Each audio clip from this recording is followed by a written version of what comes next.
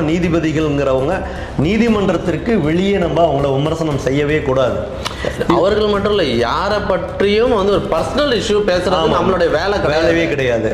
இவர் தொட்ட 2 விஷயங்களும் நீதித்துறைக்கும் நீதிபதிகளோடுக்கும் இவருக்கு நேரடியாக எந்த ஒரு பிரச்சனையும் கிடையாது. ஆனால் ஏதோ ஒரு காரணத்துக்காக அவர் நீதித்துறையை வந்து குற்றம் சாட்ட வேண்டும் என்பதற்காக நீதிபதிகளை யாரோட இணைத்து பேசுகிறார், அவர்களிடம் அலுவலக ரீதியாக பணிபுரிகின்ற பெண்களிடம் இவர் வந்து சொல்கிறார். காலையில் எந்திரிச்ச உடனே இவர் ட்விட்டரில் அல்லது இவர் வீடியோவில் என்னடா பேசுகிறாங்க அப்படின்னு பார்த்து பயப்படுற அதிகாரிகள் இருக்காங்க.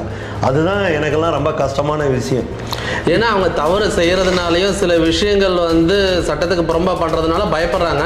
அது அவர்களுக்கு எதிரான எதிரிகள் வந்து இவருக்கு தேவையான டாக்குமெண்ட்டை கொடுத்துட்றாங்க. நீங்கள் சொல்கிறது வந்து அதான் மிரட்டல் பாணி. நான் வந்து ஜேர்னலிஸ்ட், ஆமாம், யாருனாலும் என்னால் கேவலப்படுத்த முடியும் அப்படிங்கிறத வந்து இவர் வந்து